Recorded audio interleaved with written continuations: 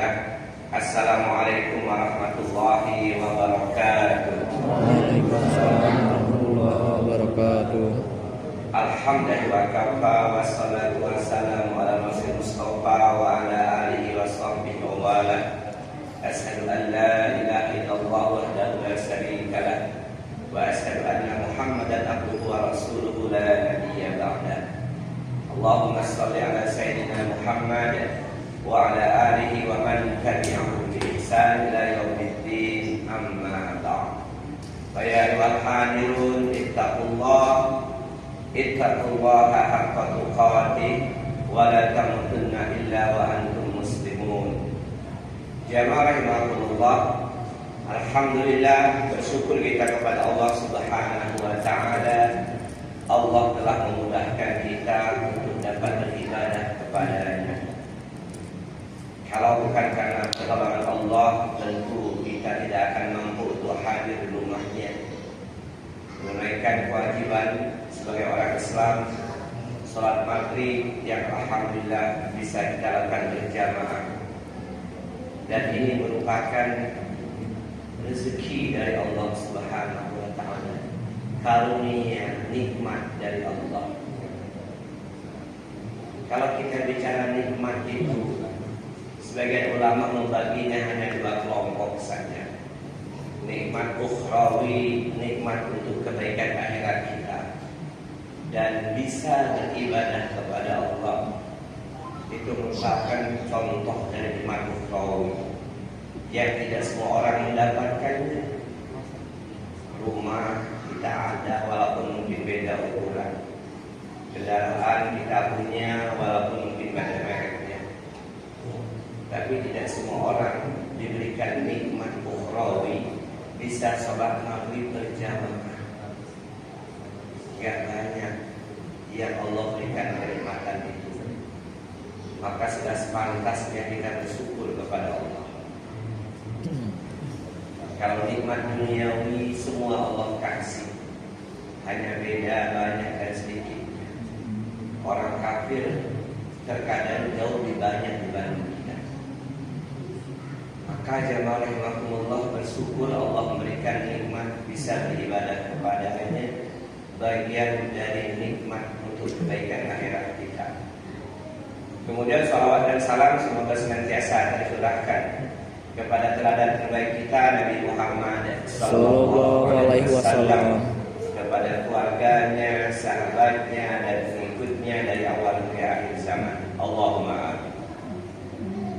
Jamaah rahimakumullah, ini pertemuan kedua kita.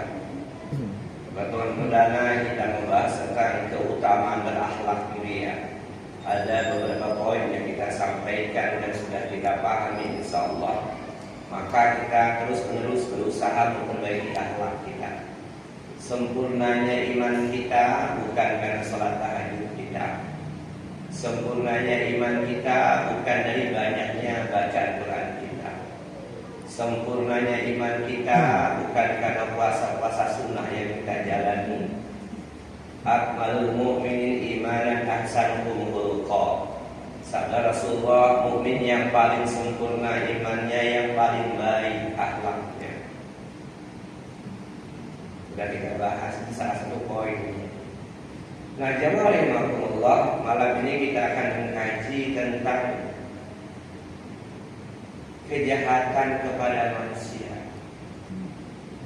Karena nanti sengketa yang paling berat di negeri akhirat itu sengketa dengan manusia. Kita kaji untuk bahan evaluasi bagi diri kita pribadi. Karena ngaji itu lebih penting, pokoknya itu ibda' binafsi, perbaikan diri kita, bukan untuk memvonis, menilai, mengevaluasi orang lain, enggak. Kalau kita ngaji itu, maka yang pertama kita tujukan kepada kita, bukan kepada orang lain.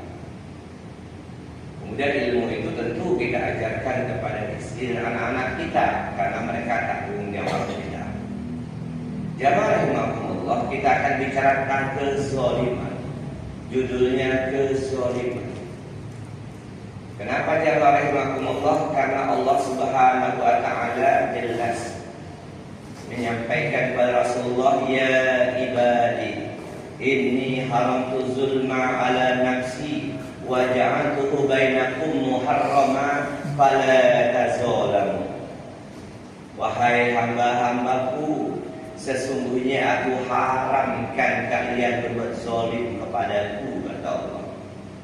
Ini hadis qudsi. Dan janganlah kalian berbuat zalim antar sesama kalian. Wa ja'altuhu bainakum muharrama, aku haramkan kalian saling berbuat zalim. Fala tazalamu, jangan kalian berbuat zalim. Nah, jamaah rahimakumullah, terkadang kita memahami zalim itu perkara besar. Membunuh, memukul. Padahal dari hal yang paling sekecil apapun itu adalah sebuah kezaliman yang menyangkut hak manusia. Tentu dalam klasifikasinya Al-Imam Hasan Al-Basri rahimahullah membagi kezaliman itu dalam 3 kelompok. Yang pertama zalim kepada Allah, puncaknya adalah kesyirikan. Yang kedua zalim terhadap diri sendiri, meninggalkan kewajiban sebagai orang Islam. Dia mengaku muslim tapi dia tidak sholat. Dia mengaku muslim tapi tidak puasa Ramadan. Yang ketiga zalim kepada makhluk Allah. Yang nanti levelnya, yang pertama zalim kepada manusia yang kita kaji malam ini. Nanti zalim kepada makhluk Allah yang lain, zalim kepada hewan, tumbuhan dan alam semesta. Jadi kalau kita bicara kezaliman, tentu kata Imam Hasan Basri 3 kelompok itu mesti kita perhatikan semua. Karena waktu kita terbatas dan ini pun hanya kulit-kulitnya saja. Kita akan bicara kezaliman kepada manusia. Zalim kepada manusia melakukan atau bertindak atau sesuatu yang di luar koridor kebenaran. Zalim kepada manusia bisa dilakukan dengan lisan kita yang paling enteng, paling mudah, dan yang paling banyak melemparkan anak cucu Adam ke neraka itu ada pada lisannya, pada mulutnya, pada pembicaraannya. Aksarul khotoya bani Adam fi lisanihi, kata Rasulullah. Paling banyak dosa anak cucu Adam itu ada pada lisannya. Yang terkadang orang menganggap biasa, mencela, menghina, mengumpat, ghibah, meremehkan. Alah, segitu aja nggak bisa. Imamnya kok bacanya nggak jelas sih. Setelah kita bahas zalim dengan lisan, ada zalim dengan perbuatan, memukul, menendang dan lain sebagainya, atau meremehkan dengan perbuatan, dengan organ yang ada di tubuh kita, dengan gerakan wajah, pandangan mata, gerakan bibir, body language, gaya badan, atau dengan gerakan tangan. Lihat kawannya lewat dari jauh, ya, belum dengan bibir, belum dengan mata, melecehkan. Jadi semua itu kezaliman. Dengan lisan, dengan anggota badan, dengan body. Lihat kawannya sebelah, agak pendek dikit, Pak Dokter, mulai main body. Oh, perut juga. Lihat perut kawan buncit, mulai mecin. Lihat kawan berjenggot, nek. Lihat kawan celananya cingkrang, sarungnya naik, nah kamu cepat benar pertumbuhannya. Menghina, melecehkan. Orang sedang mengamalkan sunnah rasul, diremehkan, dilecehkan, direndahkan. Dan yang ketiga, kezaliman yang menyangkut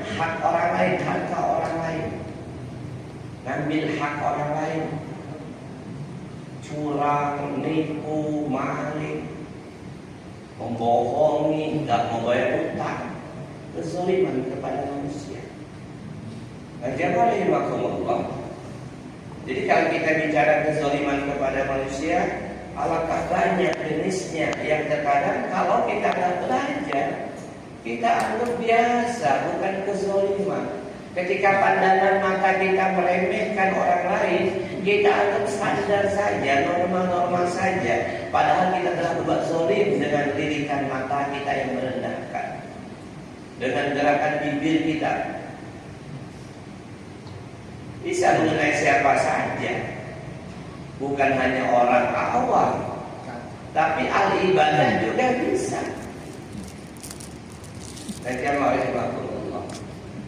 Maka kalau kita tidak belajar, jelas semakin banyak kezaliman yang kita lakukan.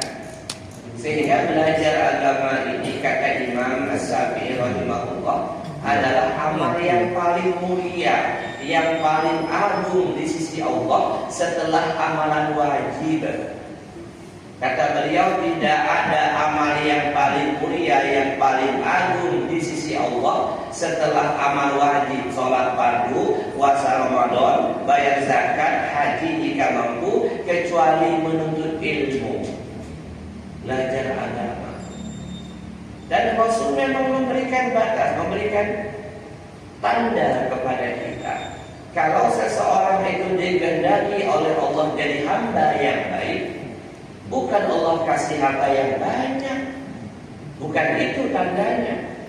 Tidak pula Allah kasih jabatan yang tinggi, bukan itu tanda-tandanya. Ketika Allah menghendaki kita, saya dan antum semua jadi hamba yang baik di sisi Allah, Allah akan pahamkan agama ini. Man yuridillahu bihi khairan yufaqihu fiddin. Siapa saja yang Allah kehendaki jadi hamba yang baik, Allah akan pahamkan agamanya. Paham agama bukan simsalabim abrakadabra, bukan betapa di gua sebulan pulang paham, enggak. Bukan pula semedi. Untuk level kita manusia biasa, kita bukan nabi, paham agama, belajar agama. Maka bab kezaliman kalau tidak dipelajari, boleh jadi makin hari kita makin banyak kezaliman kepada manusia. Belum kita bahas kepada Allah, kepada makhluk yang lain. Rahimahullah, itu kezaliman. Lalu apa yang diancamkan oleh Allah kepada mereka yang melakukan kezaliman? Yang kita kaji spesial kepada sesama manusia. Yang pertama, jamaah rahimahullah, zalim adalah salah satu di antara dua dosa yang hukumannya dosa. Yang kita kaji spesial kepada sesama manusia. Yang pertama, jamaah rahimahullah, zalim adalah salah satu di antara dua dosa yang hukumannya double, dunia dan akhirat. Ma min zanbin ajdaru aywadlahu uqubah li sahibihi fid dunya ma'awil fil akhirah min al-baghi aw qati'atir rahim. Ma min zanbin ajdaru aywadlahu uqubah. Tidak ada dosa yang azabnya Allah segerakan di dunia dan Allah masih sisakan azab akhiratnya kecuali dua dosa. Al-baghi, berbuat zalim kepada manusia, wa qati'atir rahim, dan memutuskan silaturahim. Itu dibalas kontan di dunia. Kezaliman kepada manusia dan memutuskan silaturahim di dunia dibalas kontan, dan di akhirat masih menunggu azab berikutnya. Ustaz, saya udah minta maaf sama dia, minta maaf untuk keselamatan azab akhirat. Aman dia. Tapi dunia tidak mungkin lolos. Sekecil apapun kezaliman kepada orang lain, Allah balas kontan di dunia, yang terkadang balasannya jauh lebih sakit, lebih mengerikan dari apa yang kita lakukan. Jamaah rahimahullah. Jadi ini poin pertama. Mengapa kita bahas kezaliman? Karena zalim adalah dosa yang disegerakan azabnya di dunia. Ada Usamah bin Qatadah namanya, sahabat Nabi, orang kaya kota Madinah, pembesar bangsawan kota Madinah. Ketika Rasulullah telah wafat, yang jadi imam setelah para sahabat, kemudian berikutnya adalah Sa'ad bin Abi Waqqas, jadi imam di Masjid Nabawi. Usamah bin Qatadah ini suka mencela, ngomentari imam. Sa'ad bin Abi Waqqas sahabat Nabi, ya sama-sama sahabat. Tapi habis sholat keluar, dia sering komentari. Apa kata Usamah bin Qatadah? Sa'ad itu belum pas dari itu, bacaannya masih lontar-lontar. Ngomong ke sana lagi, komen. Saat itu kayaknya kurang mantap di Madinah. Hanya itu ucapannya, jamaah rahimahullah. Sampai kepada Sa'ad bin Abi Waqqas tanya, Usamah bin Qatadah, aku mendengar engkau mengatakan tentang aku di hadapan sahabat yang lain. Ya, kalau benar ucapanmu, aku mohon ampun kepada Allah. Tapi kalau engkau yang salah, aku serahkan kepada Allah. Apa yang terjadi jamaah rahimahumullah sesuai dengan hadis Nabi tadi. Ma min zanbin ajdara ayyadallahu al-uqubah li sahibihi fid dunya. Tidak ada dosa yang Allah segera azab di dunia ini, kecuali tadi salah satunya al-baghi, berbuat zalim, hanya ucapan celaan. Usamah bin Qatadah, Allah hukum dengan 3 hukuman. 1, Allah panjangkan umurnya lebih 100 tahun. Sahabat lain sudah meninggal, dia masih hidup. Oke, masih hidup. Dalam keadaan tua, seluruh rambutnya uban putih semua, jenggotnya uban putih semua. 2, Allah miskinkan dia dari seorang kaya di kota Madinah jadi pengemis terlunta-lunta dari pasar ke pasar. Yang ketiga yang paling mengerikan jemaah, Allah azab dia memiliki perilaku kanji modal. Yang kali ketemu perempuan, sweet, awak sudah bau tanah. Apa kata orang? Usamah, kamu kan pembesar bangsawan Madinah, orang kaya. Sekarang kamu pengemis terlunta-lunta, dan apa kamu nggak malu? Umur tua, tapi kamu kanji, suka menggoda perempuan. Apa dosamu Usamah? Dia menjawab, aku dulu suka mengomentari Sa'ad bin Abi Waqqas, sahabat Nabi ketika jadi imam. Maka jemaah, jangan mudah komen. Kalau kita yakin dia salah, ngobrol berdua. Pak Ustaz, kayaknya tadi kurang pas, kurang panjang. Kalau kita komentari di luar, kita telah zalim kepada jemaah rahimahullah. Itu kisah pertama yang disampaikan dalam kitab-kitab. Ketika kezaliman dilakukan, dibayar kembali. Hasan bin Sabit radhiyallahu anhu, sahabat Nabi, penyair Nabi, sahabat dekat Nabi SAW.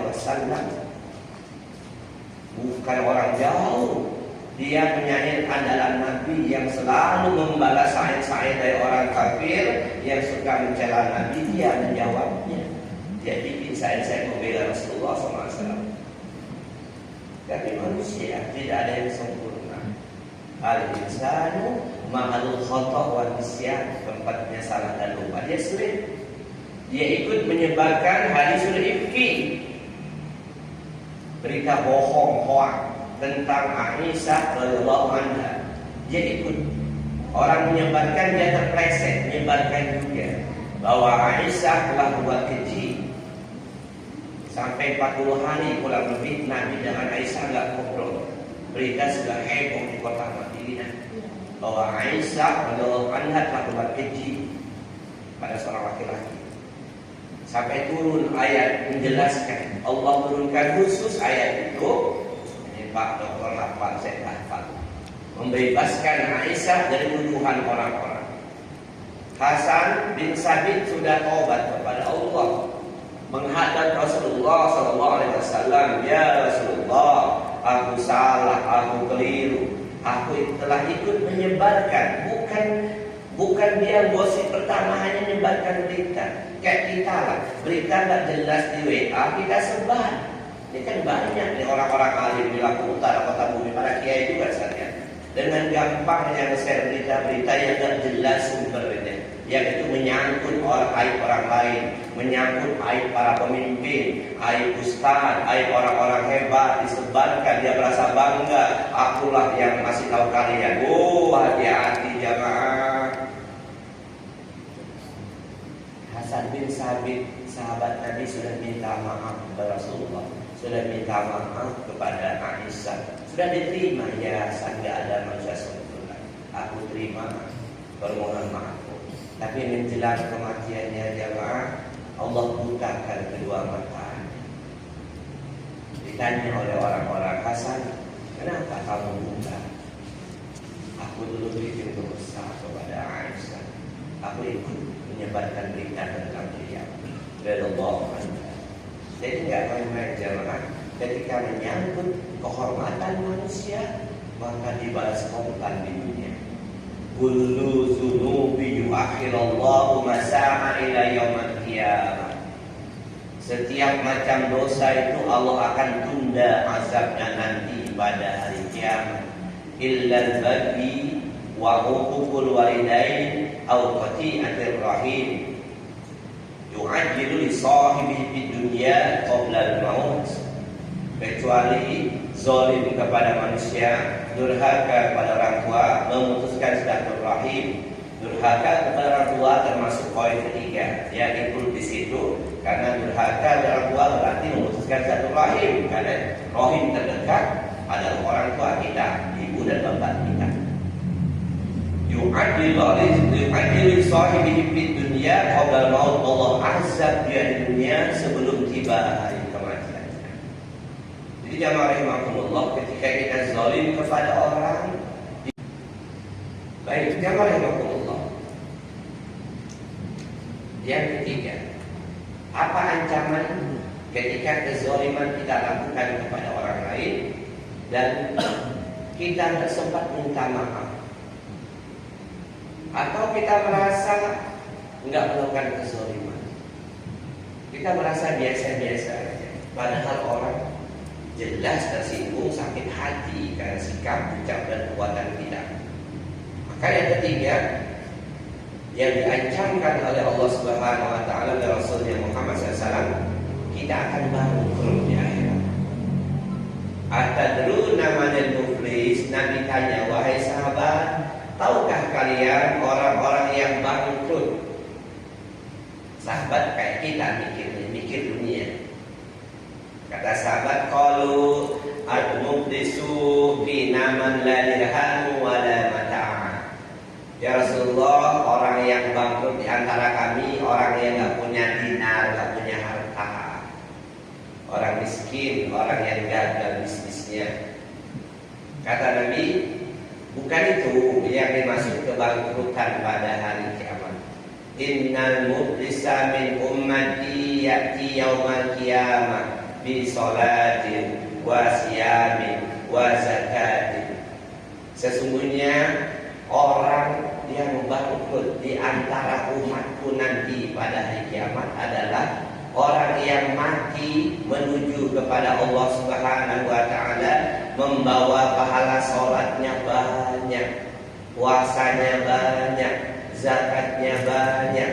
Jangankan salat fardu yang sunnah dia jalankan, jangankan puasa Ramadan Senin Kamis dia tunaikan, jangankan zakat fitrah mal sedekahnya kemana-mana. Tapi kata Nabi, wa qad satama hadza wa qazafa hadza wa akala mala hadza wa sabaka dama hadza wa daraba hadza. Tapi dia di samping membawa pahala yang banyak menuju kepada Allah Jalla Jalaluh, dia juga membawa dosa yang berkaitan dengan manusia. Apa itu? Qad satama hadza, dia mencela si fulan,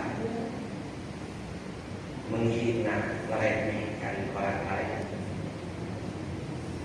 Wa qazafa hadza, dia menuduh orang lain.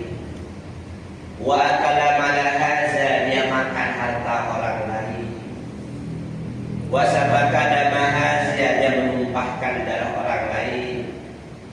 Kemudian wa daraba hadza, dia pukul orang lain. Fa yaqah hadza min hasanati wa hadza min hasanati. Karena dia bawa dosa-dosa berkaitan dengan manusia, maka diambillah pahala-pahala kebaikannya, amal solehnya untuk diberikan kepada orang-orang yang dizoliminya, yang dicelanya, yang dihinanya, yang dituduhnya, yang dipukulnya. Kemudian fa'in fadil hasanatu qabla ayyub doma alai, habislah seluruh pahala kebaikannya, sementara uhiza min khatayahum, masih ada dosa-dosanya yang kepada orang lain yang belum tertebus. Lalu apa yang terjadi? Fadlan alaihi summa tuliha finnar, lalu diambilkan dosa-dosa orang yang dizoliminya, ditimpakan kepadanya, summa tuliha finnar, kemudian dilemparkan ke neraka. Bukan enggak sholat, apalagi enggak sholat, dia ahli ibadah, dia ahli puasa, ahli zakat, tapi karena mungkin gengsi, karena mungkin merasa biasa-biasa aja, karena mungkin dia tak berusaha untuk cari orang yang dizoliminya atau yang diambil hartanya, dia merasa enjoy, dia bangkrut, al-muflis. Habislah pahala-pahala sholat, puasa, zakat diberikan kepada orang-orang yang dizolimi. Ini hadis sahih riwayat Imam Muslim rahimahullah. Yang dia rahimahullah. Dan ingat, minta maaf itu hanya di dunia saja. Jangan pernah percaya kepada yang sering muncul di WA, di Facebook, ada 2 orang hamba pada hari kiamat saling menggugat di hadapan Allah, kamu ini, kemudian Allah maafkan. Tidak ada. Mereka saling bermaafkan, tidak ada. Itu bukan hadis palsu banget. Kalau itu yang terjadi, orang gampang saja yang berbuat zalim. Kata Allah, yauma la yanfa'u zalimina ma'ziratuhum wa lahumul la'nah wa lahum su'ud dar. Yaitu hari yang tidak berguna bagi orang-orang zalim permintaan maaf mereka. Di akhirat tidak berlaku lagi minta maaf. Di dunia inilah minta maaf itu tidak lakukan. Man kana lahu maslama li akhi min irdi aw sa'i falyatahallalhu, kata Rasulullah. Siapa saja yang berbuat zalim kepada orang lain, baik menyangkut perbuatan badan ataupun mengambil hartanya, falyatahallalhu, cepat-cepatlah minta dihalalkan, dalam kurung minta maaf. Gak usah nunggu lebaran, jangan nunggu Idul Fitri, bergegas. Jika di akhirat ya ada lagi, nggak berlaku lagi kata maaf, yang berlaku hanya pahala dan dosa. Kalau habis pahala kita untuk menebus kesalahan kepada manusia, sementara masih ada yang menggugat kita, maka menggugat itu diambilkan dosa, ditimpakan kepada kita. Alhamdulillah, maka kata Rasulullah, itulah orang yang bangkrut di antara umatku, bukan umat yang lain, umat Nabi SAW yang bangkrut. Maka jamaah rahimahullah, yakinkan dalam diri kita manusia biasa, penuh dengan lupa, penuh dengan dosa. Jangan segan-segan untuk minta maaf. Tak perlu gengsi untuk minta maaf. Apalagi kalau kita misalnya punya jabatan kepada staf-staf kita, kadang kita ketus, kadang kita kasar, kadang kata-kata kita makian umpatan. Nauzubillah. Kenapa kita jangan sampai bangkrut ya? Nah, gimana kalau kita baru sadar, baru paham sekarang, sementara orang yang kita zolimi entah di mana, atau kita pernah mengambil harta orang, entah maling, entah nipu, entah ngambil hutang, entah makan bakwan 5, 3 waktu SMP dulu. Main ke SMP, mamangnya tak ada lagi situ, kata kerja ke sekolah yang lain, udah lama mamang mati. Nah, itu kan solusinya. Jadi jangan sampai gara-gara ketakutan pula kan. Agama ini agama solusi. Kalau kita udah tahu, yakin kita melakukan kezaliman kepada manusia, baik menyangkut kehormatannya atau menyangkut hartanya, maka kita cari dia. Mana dulu yang pernah saya bully waktu SD? Oh, nggak ketemu, kita udah cari. Ini menyangkut harga diri manusia. Baik kita celah atau kita pukul, cari nggak ketemu. Udah maksimal nggak ada, cari di TikTok nggak ada, cari di YouTube nggak ada juga, cari namanya Ahmad Junaidi munculnya nggak, yang itu jenggotnya hilang, ini putih bukan ini orang yang nggak temu. Apa yang kita lakukan ketika Nabi SAW menyampaikan kepada sahabat, kalau engkau berbuat zalim, itu hadis tentang ghibah, maka satu, engkau bertobat kepada Allah, menyesali kelakuanmu kepada orang yang kau zalimi. Yang kedua, engkau berjanji tidak mengulangi. Yang ketiga, berdoalah supaya Allah mengampuni dosa orang itu dan mengampuni dosamu terhadap orang itu. Kita sudah sadar, menyesal, dicari nggak ketemu, kita udah tobat, nggak akan ulangi lagi. Lalu kita doakan dia. Kalau bahasa Indonesianya, ya Allah, ampuni dosa si fulan ya Allah, dan ampuni dosa aku terhadap si fulan ya Allah. Kalau hadisnya itu, Allahumma ighfir lana wa lahu. Ya Allah, ampuni dosaku dan ampuni dosa mereka. Maksudnya apa? Ampuni dosaku terhadap mereka yang aku zalimi dan ampuni dosa-dosa mereka. Apa gunanya doa ini? Ulama menjelaskan dari hadis ini, ketika Nabi ditanya gimana kalau aku sudah berbuat zalim kepada orang lain, ghibah, dia entah di mana nggak ketemu dan mencari, doakan dia. Allahumma ighfir lana wa lahu. Kalau hadisnya itu hanya Allahumma ighfir lana wa lahu. Ya Allah, ampuni kami dan dia. Karena mungkin sedikit orang yang dizalimi. Kalau kita alangkah banyak, apalagi kita dulu ini bro. Gampang sekali kita ngatain anak, bego betul kamu, tolol betul. Nah, yang jadi kuliah kesini saya dulu ya. Saya insya Allah minta maaf, saya bikin video panjang-panjang setiap lebaran dan sebelum lebaran. Sampaikan. Saya sudah minta maaf dan saya mendoakan kalian. Nah, jadi itu Allahumma ighfir lana wa lahu.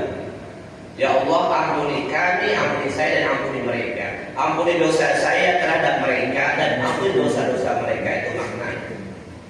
Hafal kan? Hafal. Allahumma ighfir lana wa lahu. Belum ngopi, memang sekali ini nggak ada ngopi, kayaknya pada kemarin sudah selesai. Habis waktu. Allahumma ighfir lana wa lahu. Allahumma lana wa lahu. Allahumma ighfir lana wa lahu. Allahumma ighfir lana wa lahu. Nah, ini ketika bilang bayangkan wajah kalau masih ingat orang-orang yang pernah kita zalimi, bayangkan. Tapi jangan sampai yang kebayang wajah bini terus. Ya Allah, rupanya bini yang terzalimi. Allahumma ighfir lana wa lahu. Itu menyangkut manusia, menyangkut meruang. Menyangkut harta gimana Ustaz? Menyangkut harta, nggak ketemu orangnya untuk mengembalikan, cari ahli warisnya. Nggak ketemu juga ahli warisnya, menyangkut harta orang Islam, berikan kepada orang miskin yang tinggal di seputar tempat tinggal kita. Apakah sedekah? Bukan. Infak? Bukan. Zakat? Bukan. Apa? Hanya untuk mengembalikan saja apa yang pernah kita ambil dari punya orang lain, yang niatnya pahalanya untuk yang dulu hartanya kita ambil. Ustaz, gimana kalau dia tiba-tiba nongol 10 tahun nggak nongol, pulang kampung dari kota Bumi? Nah, kamu kan dulu makan bakwan 5, aku 3 tahun kan?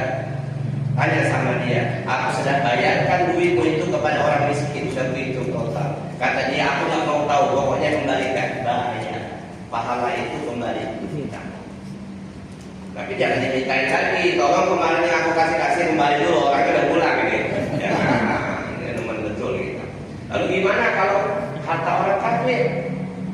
Kan dulu sering juga bisa jual lada zaman dulu campur pasir sama engkong yang ada di tanah miring. Gimana kalau menyangkut harta orang kafir? Kata para ulama jawabannya, kalau menyangkut harta orang kafir, keluarkan harta, cari dulu orang yang ketemu dan taubat kita kepada Allah, kemudian keluarkan harta sebanyak itu untuk fasilitas umum. Untuk fasilitas umum, jangan ke masjid, jangan masjidnya itu orang miskin, enggak, ke fasilitas umum. Yang paling gampang apa Ustaz? Orang lagi dandan jalan. Dandan jalan kan banyak anak muda jalan jelek, kasih aja. Pak, gede apa 100.000? Gak usah banyak omong, ambil aja. Tumben Pak baik, jangan, nyapain hanya membalikan duit akok yang di pasar sentral dulu itu nih. Lakukan terus-menerus sampai hari kematian kita. Itu kira-kira berapa harta orang kafir yang kita nikmati. Itu solusi dari para ulama. Bukan hadis, ulama mengajarkan seperti itu. Saya yakin. Kita lakukan untuk apa? Supaya nanti di akhirat dia tanya, ketika menggugat kita menjawab, aku sudah keluarkan atas namamu pahalanya. Aku sudah doakan kamu. Kata Allah, aku sudah doa. Dia sudah mendoakan kamu tentang dosa-dosamu supaya aku mengampuninya dan aku kabulkan doa. Aman kita. Alhamdulillah. Pahala sholat aman, pahala puasa aman. Itu jawaban dari para ulama. Ya. Demikian ya rahimakumullah. Ini introspeksi kita masing-masing. Lebih kurang mohon maaf, kita akhiri dengan doa kafaratul majlis. Subhanallahumma wa bihamdika asyhadu an la ilaha illa anta astaghfiruka wa atubu ilaik. Tolong dibagi bro. Mana anak muda kita? Dibagi satu-satu. Itu doa untuk minta akhlak mulia dari Rasulullah SAW. Doanya dari hadis Nabi. Allah beri azab. Terserah kepada Allah apa bentuk azabnya. Jadi kalau kita pernah berbuat zalim kepada orang lain, minta maaf kita itu untuk membebaskan dari azab akhirat. Azab dunia nggak mungkin lolos, nggak mungkin lolos. Kapan waktunya? Al-Imam Ibnu Qayyim Al-Jauzi menjelaskan terkadang azab dari Allah untuk kehidupan dunianya 40 tahun kemudian. Bukan besok, bukan minggu depan, bukan bulan depan. Ada yang 40 tahun kemudian baru Allah timpakan. Dia sudah sehat, gagah, pensiun, stroke pada waktu. Barisan di kawan-kawan itu. Abang-abang saya. Jadi ada.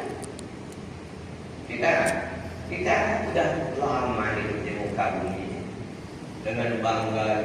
Saya dulu saya pentung kepalanya kesungkur dia nggak lawan dia. Gagal betul. Kawan saya tidak sebutkan nama untuk pelajaran.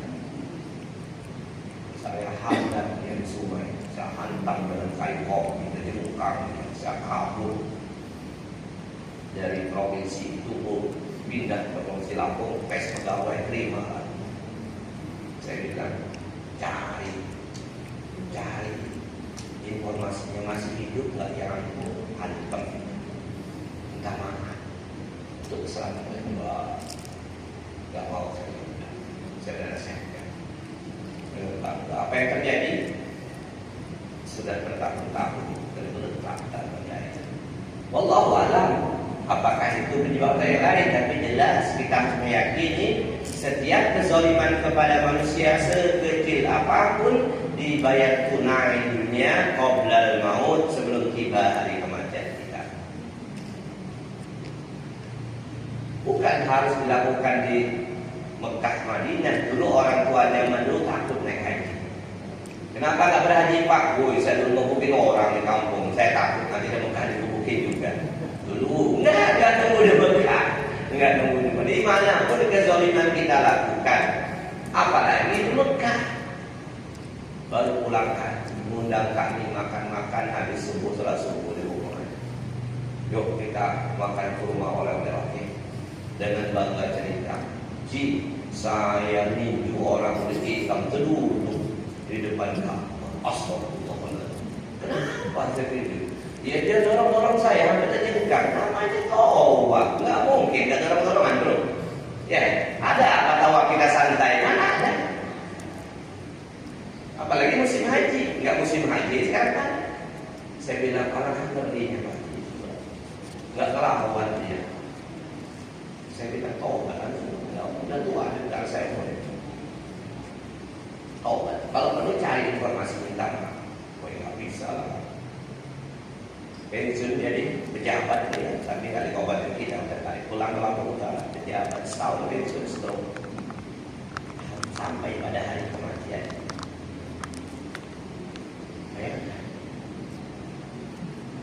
Nah, jadi ajaran sahabat apapun di zaman Rasulullah.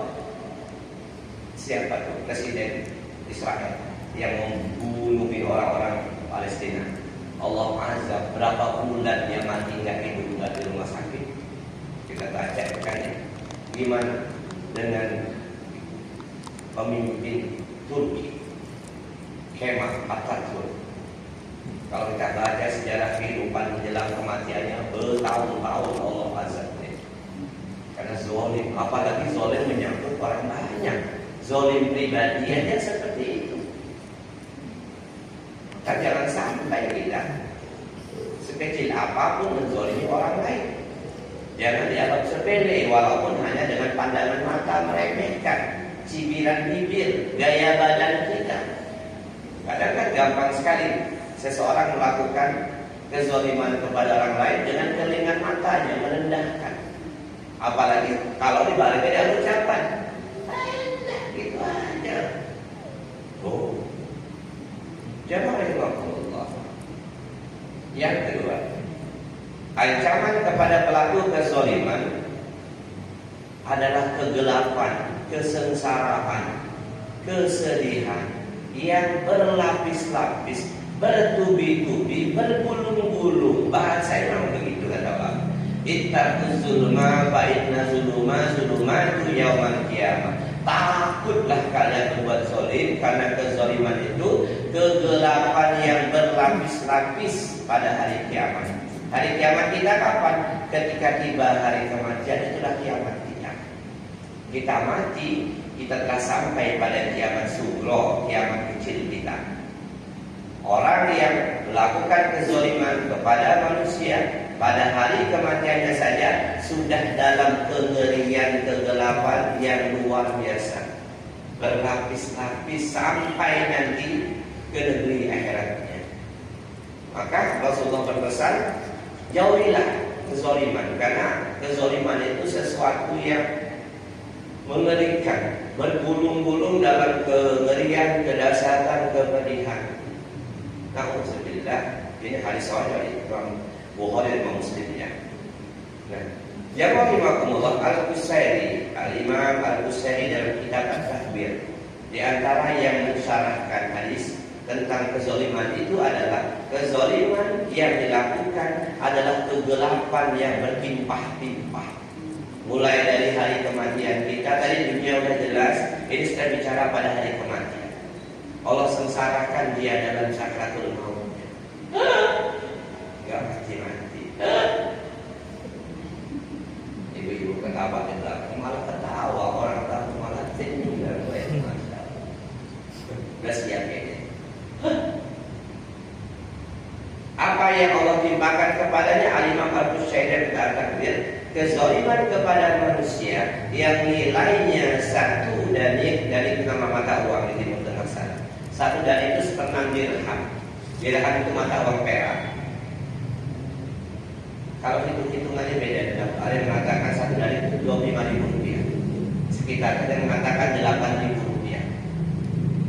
Kezaliman kepada orang, kepada manusia yang nilainya kalau dirupiahkan hanya sekitar 25.000 taruhlah, maka dia akan tebus di hari akhirat nanti dengan pahala sholat fardunya sebanyak 700 waktu. Sholat fardu yang terbaiknya diberikan kepada orang yang dizalimi pahalanya 4,5 bulan. Baru kepada satu orang yang nilai kezalimannya hanya 1 danik, kurang lebih ada yang mengatakan 8.500, yang mengatakan 25.000, tergantung nilai harga peraknya, karena dirham atau uang perak. Bayangkan jemaah, tebusan itu kalau kita nggak sempat minta maaf. Kalau sempat minta maaf, alhamdulillah, selamatlah pahala sholat kita. Apalagi yang lebih dari itu. Maka kata seseorang, masih dalam kitab yang sama, ada orang yang membawa pahala menuju kepada hari kematiannya besarnya sama dengan pahala 70 orang Nabi. Nabi itu dalam hadis dijelaskan jumlahnya 124.000 orang, itu Nabi. Tapi yang di Al-Quran tertulis nama tekstualnya hanya 25 dan wajib kita hafal, walaupun nggak berurutan. Tapi Nabi sesungguhnya ada 124.000 orang. Ada Nabi yang hanya diutus untuk keluarganya saja, dakwah keluarga. Ada yang untuk kabilahnya, sukunya saja. Hanya Nabi kita yang diutus untuk semesta alam. Wa ma arsalnaka illa rahmatan lil alamin. Nabi yang lain itu hanya di antara 124.000 orang, 313 itu Rasul. Di antaranya 25 yang wajib kita pahami namanya tertulis dalam Al-Quran. Di antara 25 itu ada 5 ulul azmi, Nabi yang paling mulia, yang paling tinggi kedudukannya. Nah, jamaah rahimakumullah, kata beliau, ada orang meninggal dunia membawa pahala seperti pahala 70 orang Nabi. Tapi karena dia punya dosa kepada manusia senilai setengah danik, lebih kecil lagi, dia tertunda untuk masuk surga. Ditunda dulu, nanti dulu Pak. Kenapa? Kau punya dosa kepada si fulan, minta dulu keridoannya. Nah, dia benar. Maka betul kata Imam Sufyan As-Tsauri rahimahullah, seandainya engkau menghadap Allah, mati menghadap Allah, kiamat kecil tidak sampai, membawa 70 dosa berkaitan dengan Allah, itu lebih baik, lebih ringan urusannya di hadapan Allah dibandingkan engkau mati membawa 1 dosa kepada manusia. Mati kita ada 70 dosa kita kepada Allah, itu di hadapan Allah pada hari kiamat lebih ringan urusannya dibandingkan dengan membawa 1 dosa kepada manusia. Maka itu berikan pelajaran buat kita, jangan pernah merasa jadi orang yang telah baik, selalu benar hanya dengan mengandalkan sholat-sholat kita. Jangan merasa telah jadi orang alim karena tiap hari ke masjid. Jangan-jangan kita pernah berbuat zalim kepada orang lain dan kita belum minta maaf kepadanya. Jamaah Allah. Al-Imam As-Sawkani berkata, aku